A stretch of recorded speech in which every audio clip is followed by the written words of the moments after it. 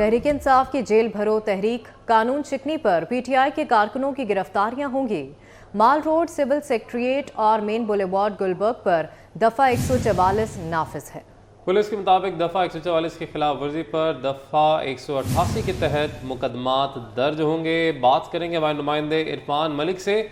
जी इरफान, बताएगा, क्योंकि पहले कानूनी माहिरीन कह रहे थे कि किसी कानून की खिलाफ वर्जी नहीं हुई तो हम क्यों गिरफ्तार करेंगे या कानून क्यों गिरफ्तार करेगा, मगर अब क्योंकि दफा 144 के खिलाफ वर्जी हो रही है तो अब फिर गिरफ्तारियां हो जाएंगी और पाकिस्तान तहरीक इंसाफ का जो मकसद है जेल भरो तहरीक वाला वो पूरा हो जाएगा। जी बिल्कुल, पाकिस्तान तहरीक इंसाफ की जानिब से जो जेल पर तहरीक चलाई जा रही है, आज उसका पहला रोज है। इस हवाले से पुलिस हुक्काम की जानिब से जब हमने उनसे रब्ता किया तो उनका कहना है कि जो कानून शिकनी करेगा उसके खिलाफ कार्रवाई होगी और कानून हरकत में आके उनकी गिरफ्तारियां अमल में लाई जाएंगी।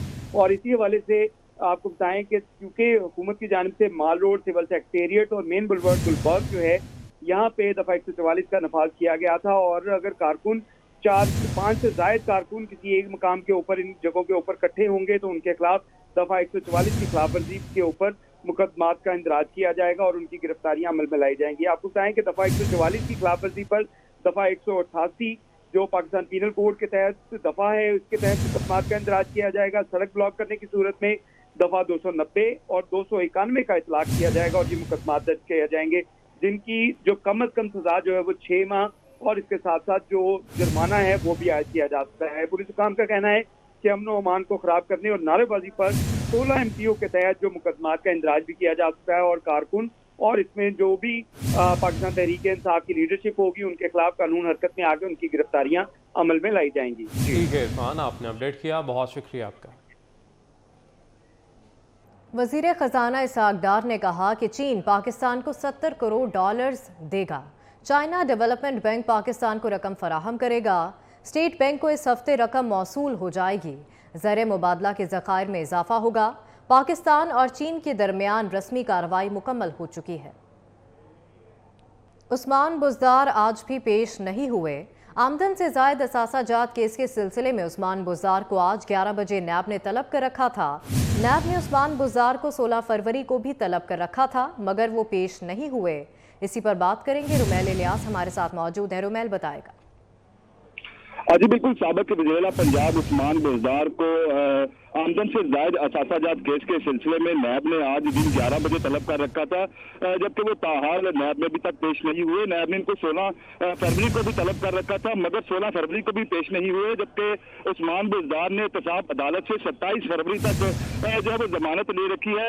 नैब ने जो है वो आज इनको इनकम और अपने जो उनकी इनकम के जो तफसीलात है उनके साथ जो है वो इनको तलब कर रखा था, जबकि उस्मान बुज़दार का हाल पेश नहीं हुए। नैब अफसरान जो है वो अभी भी नैब ऑफिस में उनके मुंतजर हैं, उनके जो इंतजार है वो किया जा रहा है, मगर वो पेश नहीं हुए हैं। अब देखा ये जा रहा है कि अब वो आज भी अगर पेश ना हुए तो नैब अफसरान का ये कहना है कि हम जो आइंदा का जो लायामल है वो जो है वो तय करेंगे। जी ठीक है, बहुत शुक्रिया, आप हमें तफसीलन आगाह करें। मरी कबायली माहिदीन की जानिब से कोयटा में लाशों के हमरा एहतजाज दूसरे रोज़ में दाखिल हो गया है। गुज़िश्ता रोज़ मुजाहिरीन ने जॉइंट इन्वेस्टिगेशन टीम को मुस्तरद कर दिया था। मुतालबात तस्लीम ना होने तक एहतजाज का सिलसिला जारी रखने का कहा था। मज़ीद जानेंगे ईसा तरीन से। ईसा, बताएगा इस हवाले से। जी बिल्कुल, मरी कबाइल के जो लवाहिकीन है उनका एहतजाज का दूसरा रोज है। उन्होंने कोयटा के सिविल सेक्रेटरी और वज़ीर आला सेक्रेटरी के करीब धरना दिया हुआ है। गुज़िश्ता रोज शब जो कमिश्नर और डिप्टी कमिश्नर कोयटा ने मुज़ाकरात किए थे। इस दौरान मुजाहिरीन ने उनके सामने अपने मुतालबात रख दिए थे। ताहम हुकूमत की जानिब से जो ज्वाइंट इन्वेस्टिगेशन की जो बात हुई थी उस पर उन्होंने मुजाहिरीन ने मुस्तरद कर दिया। उन्होंने कहा कि जब तक अब्दुर्रहमान केतरान को बरतरफ करके गिरफ्तार नहीं किया जाता है और जो फिर बच्चे हैं उनके मगवी उनके जब तक उनके नबी जेल में हुए बाजियाबी होते उस वक्त तक हमारा धरना जारी रहेगा। एहतजाज का आज दूसरा रोज है। कल ये वाक़या हुआ था और कल के बाद उन्होंने लाशें कोयटा मुंतकिल की थी और इस वक्त कोयटा शहर में उनका धरना जारी है। गुज़िश्ता शब पुलिस ने कोयटा में अब्दुर्रहमान केतरान की रिहाइशगाह पे छापा भी मारा था, ताहम वहाँ कोई गिरफ्तारी अमल में नहीं आई थी।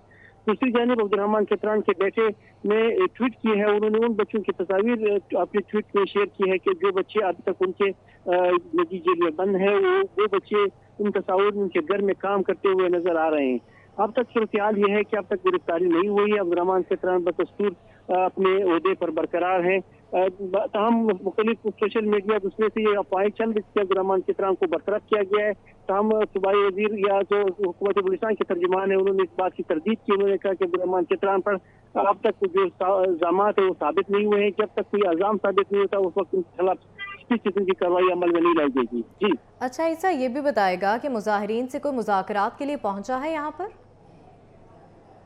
नहीं, आज सुबह से लेकर अब तक अभी तक कोई हुकूमती ओहदेदार उनसे मुज़ाकरात के लिए नहीं आया है। अलबत्ता मैंने बताया था कि गुज़िश्ता शब कमिश्नर और डिप्टी कमिश्नर मिले थे और उनके सामने सिर्फ उन्होंने अपने मुतालिबात रख दिए थे। बहल तमाम उन्होंने उनको मुतालिबात हल करने की कोई चिंगानी नहीं कराई थी। वो मुतालिबात लेकर अल्लाह हुकाम के पास चले गए। अब तक जो है सूबाई हुकूमत की जानिब से न कोई सूबाई वजीर आया है, न कोई दिगर हुकाम है वो नहीं पहुंचे हैं। मुजाहिरीन बदस्तूर बैठे हुए हैं, किसी किस्म की मुज़ाकरात या राब्ता अब नहीं हुआ है। ठीक है, बहुत शुक्रिया ईसा तरीन आपका। आवाम के लिए बुरी खबर है। सहमाही एडजस्टमेंट के तहत बिजली 50 पैसे फी यूनिट महंगी करने की मंजूरी दे दी गई। अथॉरिटी आदाद शुमार का जायजा लेने के बाद तफसीली फैसला जारी करेगी। बिजली कंपनीज ने रवा माली साल की दूसरी सहमाही एडजस्टमेंट की मद में दरख्वास्त दायर की। नेपरा ने कंपनीज की दरख्वास्त पर समाअत मुकम्मल कर ली है। तो आपको अपडेट कर रहे हैं। आवाम के लिए बुरी खबर है। सहमाही एडजस्टमेंट के तहत बिजली 50 पैसे फी यूनिट महंगी करने की मंजूरी दे दी गई है। अथॉरिटी आदाद-ओ-शुमार का जायजा लेने के बाद तफसीली फैसला जारी करेगी। बिजली कंपनीज ने रवा माली साल की दूसरी सहमाही एडजस्टमेंट की मद में दरख्वास्त दायर की। नेपरा ने कंपनीज की दरख्वास्त पर समाअत मुकम्मल कर ली है। शहरी अवामी सवारी खरीदने की सकत से भी महरूम। रुपए की तनज़ली ने अवाम की मुश्किलात में मजीद इजाफा कर दिया है। यामाहा ने एक मरतबा फिर अवामी सवारी की कीमत 3500 तक बढ़ा दी है। यामाहा कंपनी की कोई मोटरसाइकिल भी अब 3 लाख से कम पर दस्तयाब ही नहीं। बात करेंगे हमारे नुमाइंदे शहजाद खान से। जी शहजाद, बताइएगा। बिल्कुल, रुपए की तनज़ली ने अवाम की मुश्किलात में मजीद इजाफा कर दिया है। एक मरतबा फिर यामाहा कंपनी की जानिब से अवामी सवारी की कीमतों में 3500 रुपये का इजाफा किया गया है और अब 3 लाख रुपए से कम पर यामाहा कंपनी की कोई बाइक भी दस्तयाब नहीं है। यामाहा की जानिब से जिन बाइक की कीमतों में इजाफा किया गया है इनमें YB 125Z 3000 इजाफे से 3,08,500 रुपये की मिलेगी।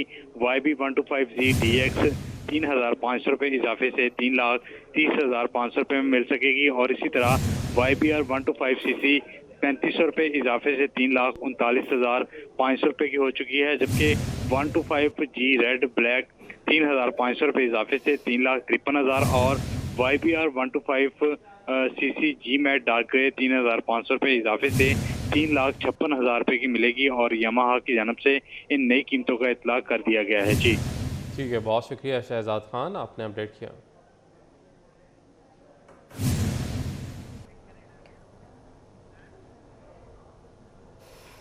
पाकिस्तान तहरीक इंसाफ की जेल भरो तहरीक के लिए चेयरिंग क्रॉस पर तैयारियां जारी है। स्टेज सजा दिया गया है जबकि साउंड सिस्टम भी नस्ब किया जा रहा है। कारकुनान लीडरान के हमरा 2 बजे गिरफ्तारियां देने के लिए चेयरिंग क्रॉस पहुंचेंगे। पाकिस्तान तहरीक इंसाफ की जेल भरो तहरीक के लिए चेयरिंग क्रॉस पर तैयारियां जारी हैं। स्टेज सजा दिया गया है जबकि साउंड सिस्टम भी नस्ब किया जा रहा है। कारकुन लीडरान के हमरा 2 बजे गिरफ्तारियां देने के लिए चेयरिंग क्रॉस पहुंचेंगे। अपडेट कर रहे हैं आपको पाकिस्तान तहरीक इंसाफ की जेल भरो तहरीक। इसी पर मजीद भी तफसील जानेंगे हमारे नुमाइंदे उस्मान खादिम खम्बो से। जी उस्मान, बताएगा, स्टेज लगाया जा रहा है, साउंड सिस्टम नस्ब किया जा रहा है, धूम धड़के से गिरफ्तारियां दी जाएंगी आज? इस वक्त चेयरिंग क्रॉस पे मौजूद हूँ। मेरे हकम में कंटेनर के ऊपर पाकिस्तान तहरीक इंसाफ की जानिब से स्टेज जो है वो लगा दिया गया है। साउंड सिस्टम नस्ब किया जा रहा है। अभी स्टेज के ऊपर जो फ्लैक्स है वो पुराना यौम यकजहती कश्मीर का ही लगा हुआ है, लेकिन उस फ्लैक्स को भी कुछ ही देर में तब्दील कर दिया जाएगा। पहला काफिला कारकुनान का यहाँ पे पहुँच चुका है। मसनूई जेल भी उन्होंने बनाई हुई है और उसके अंदर खड़े होकर नारेबाजी भी की जा रही है और फोटोशूट भी करवाया जा रहा है। इस वक्त जेल रोड PTI ऑफिस के अंदर डॉक्टर यास्मीन राशिद की क़यादत में एक तकरीब का एहतमाम किया गया है जिसमें 5 रहनुमा पाकिस्तान तहरीक इंसाफ के जो आज गिरफ्तारी देने जा रहे हैं और 200 कारकुनान जिन्होंने गिरफ्तारी देनी है वो मौजूद है। उनके एजाज में डॉक्टर यास्मीन राशिद ने ये इस तकरीब का एहतमाम किया और डॉक्टर यास्मीन राशिद की क़यादत में ही 2 बजे ये तमाम लीडरान और कारकुनान चेयरिंग क्रॉस पहुंचेंगे। यही वो जगह है जहां पे कुर्सियां लगाई जाएंगी, स्टेज सजाया जा रहा है और यहाँ से साबिक गवर्नर पंजाब उमर सरफराज चीमा, डॉक्टर मुराद रास, फवाद बुल्लर समेत 5 ये रहनुमा हैं और 200 कारकुनान हैं जो गिरफ्तारी देंगे। इसके अलावा यहाँ पे पुलिस जो है उनकी नफरी भी पहुँच चुकी है। इंतजामिया की जानिब से सिक्योरिटी के सख्त इंतजाम किए गए हैं, जबकि जो है वो इजाजत नहीं देता कि बगैर किसी गुनाह के, बगैर किसी जुर्म के किसी को गिरफ्तार किया जाए। इसलिए ठीक है, सिक्योरिटी के भी यहाँ पर सख्त इंतजाम किए गए हैं। उस्मान, आपने अपडेट किया, बहुत शुक्रिया आपका। कराची बल्दियाती इंतखाबात में बेज़ाब्तियों के मामले पर इलेक्शन कमीशन में समाअत हुई। आरओ ने कहा कि नताइज फॉर्म्स की असल कॉपी अपने पास नहीं रखी। अचानक मालूम हुआ इलेक्शन कमीशन में ड्यूटी लगाई गई। प्रिजाइडिंग अफसरान देखकर देखभाल के जवाब दें, झूठ बोलने पर नौकरी जा सकती है। मजीद भी इस हवाले से जानेंगे, हमारे नुमाइंदे हमारे साथ मौजूद हैं। उस्मान खान, जी उस्मान बताएगा। जी बिल्कुल, कराची में बल्दियाती इंतखाबात में बेज़ाब्तियों के मामले पर आज चीफ इलेक्शन कमिश्नर की सदारत 5 रुकनी बेंच ने केस की समाअत की है, जबकि मुतल्लका आरोज और प्रिजाइडिंग अफसरान इलेक्शन कमीशन के रूबरू पेश हुए हैं। जबकि जो आज इस कमीशन में जो अहम चीज और जो अहम डेवलपमेंट हुई है कराची के बल्दियाती इंतखाबात के हवाले से, तो चीफ इलेक्शन कमिश्नर ने प्रिजाइडिंग अफसरान को कहा कि देखभाल का जवाब दे, झूठ बोलने पर नौकरी भी जा सकती है और जेल भी जाना पड़ सकता है। आरओ और पोलिंग एजेंट्स को दिए गए फॉर्म में फर्क है। बेशतर आरओ की पोलिंग एजेंट्स के पास मौजूदा फॉर्म की तस्दीक से भी उन्होंने माजरत कर दी है, जबकि प्रिजाइडिंग अफसरान ने मौका इख्तियार किया कि असल फॉर्म रिटर्निंग अफसरान को दे दिए थे। जबकि चीफ इलेक्शन कमिश्नर ने इस हवाले से मजीद जब पोलिंग एजेंट से इस्तफसार किया तो पोलिंग एजेंट्स ने जो आज कमीशन में इंकशाफ किया कि बल्दियाती इंतखाबात में पोलिंग डे पर फायरिंग होती रही। जबकि इस हवाले से जब उन्होंने ये कहा तो बेंच ने जब एसी और रंगी टाउन से इस्तफसार किया कि जब ऐसे वाकयात हो रहे थे तो आप क्या कर रहे थे। असिस्टेंट कमिश्नर ने इस मौके पर कहा कि मैं इंसान हूँ, एक उसमें गया क्या देखूं, मुझे बाकी काम भी करने होते, आप यहाँ पर एक केस में 3-3 बार बुलाते हैं। जबकि मेंबर कमिश्नर इकरामुल्लाह खान ने कहा कि ये इंसान काम ही करते हैं, इसलिए आपको एसी रखा हुआ है। चीफ इलेक्शन कमिश्नर ने असिस्टेंट कमिश्नर की गुफ्तगू पर इजहार बरहमी करते हुए कहा कि चीफ सेक्रेटरी को खत लिखा जाए ताकि असिस्टेंट कमिश्नर को मुअत्तल किया जाए। जबकि मेंबर कमिश्नर हसन बरवाना ने कहा मैं तो इस एसी को गिरफ्तार करवाना चाह रहा था। मेंबर कमिश्नर हसन बरवाना ने कहा कि मैं भी एसी रह चुका हूँ, कभी ऐसे रवैये की जरूरत नहीं की। मेंबर इलेक्शन कमीशन जो हसन बरवाना है उन्होंने सिंध से ताल्लुक रखने वाले सूबाई वजीर सईद गनी को भी इस बात की जाएगी कि आप इस एसी की इस रवैये पर शिकायत वज़ीर आला सिंध को भी करें, जिस पर सईद गनी ने कहा कि रवैया नामुनासिब है, मैं माजरत चाहता हूँ और हाथ जोड़कर माफी मांगता हूँ।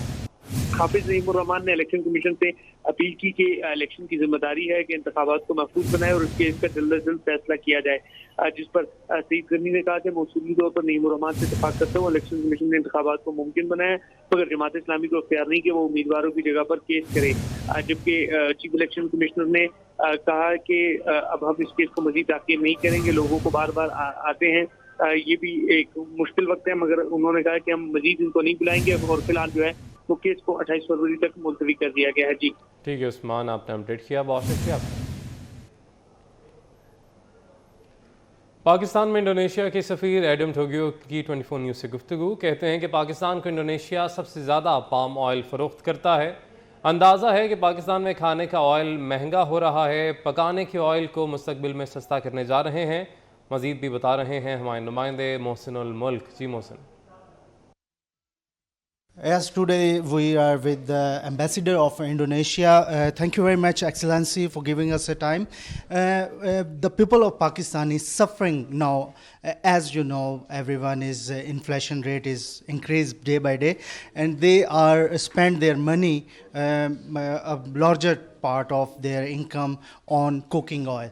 The Indonesia is the largest country to produce palm oil to Pakistan. Is any good news for Pakistani in upcoming days? Is palm oil rates going to decrease? On the palm oil, Indonesia is the biggest producer of palm oil, and then being the biggest producer, then we have certainly responsibilities also to maintain, to stabilize the prices of the palm oil globally. So I think this is, it's very important for Indonesia, and we attach great importance also Pakistan and relationship with Pakistan, and mindful that